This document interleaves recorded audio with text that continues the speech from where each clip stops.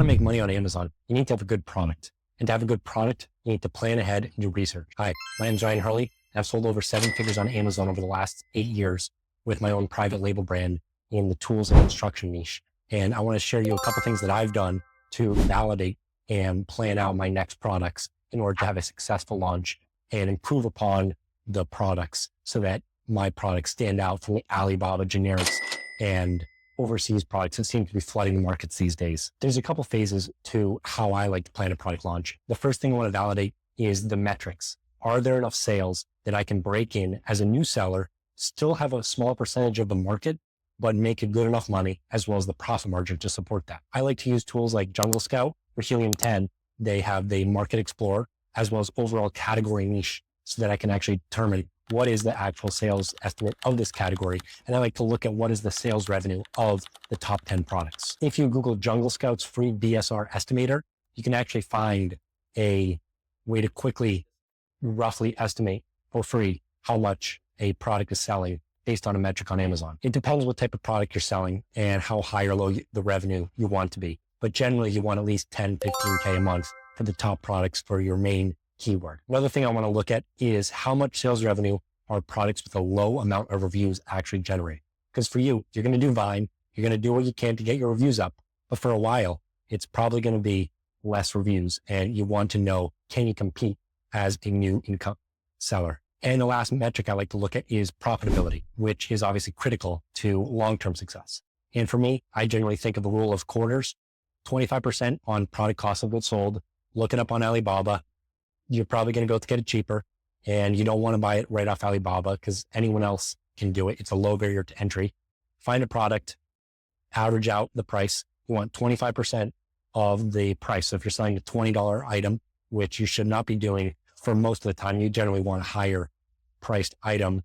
These days, you probably want at least $30 price. If it's a $30 priced item, 25% of that is $7.50 for a landed cost of goods sold. That includes the product cost, as well as the shipping, tariffs, customs, whatever all the fees are. You want to know how much does it cost to get that product from your manufacturer and get it live in your fulfillment center at Amazon or your own 3PL. And then the other 25%, I like to assume at first is going to be on PPC costs.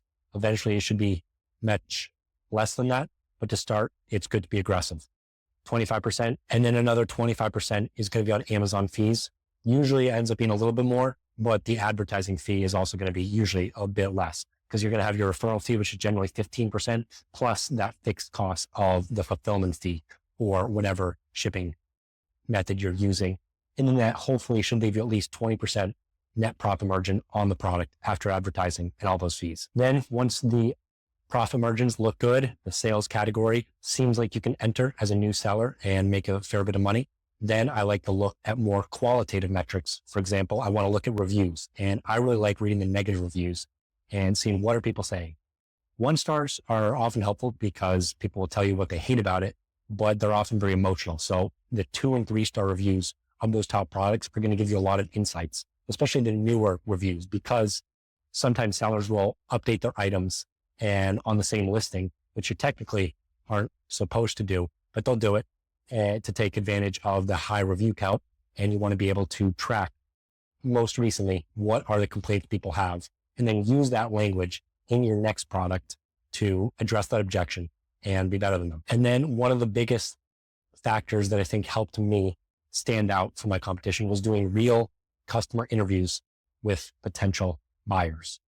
For me, I sell to construction workers, contractors, plumbers, electricians. And so I was able to find a lot of workers on Instagram and I offered them a free product, an incentive to fill out a survey and chat with me for like 15 minutes. Nowadays, everyone is getting bombarded with ads and offers. So you really need value to stand out. That's why I like giving away money or a physical product for free.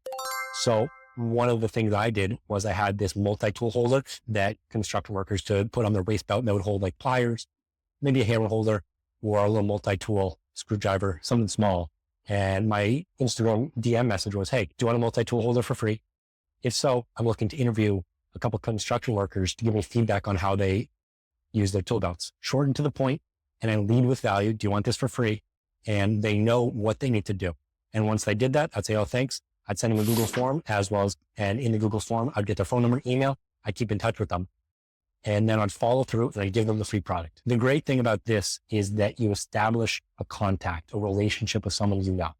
And once I did that on my first product, I had a set of people that I had spoken to before who would pick up the phone, they would answer a call, they'd answer a text, and I could use them again without needing to pay them. So it was about $6 of landed extra money per review, $2 of actual product cost. It was a pretty cheap leather product, and about $4 in Amazon fulfillment fees. So $6 a person.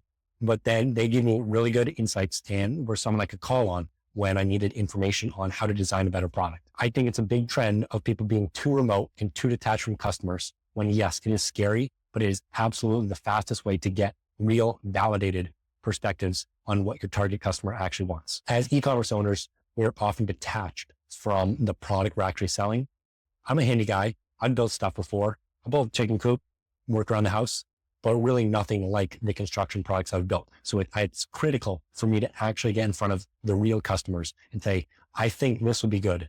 What do you think? There's no rocket science to finding the perfect product on Amazon, nor do I think that exists. But by being systematic, objective, looking at both the positive reasons to sell the product, looking at the numbers, as well as the qualitative reviews and seeing, can you actually make a better product? Can you not just find a knockoff on Alibaba, slap your label on it? Because I don't think that works anymore. And figure out a way to differentiate yourself. Then there's absolutely still room for you to grow and succeed on Amazon FBA. Thanks for watching. Bye.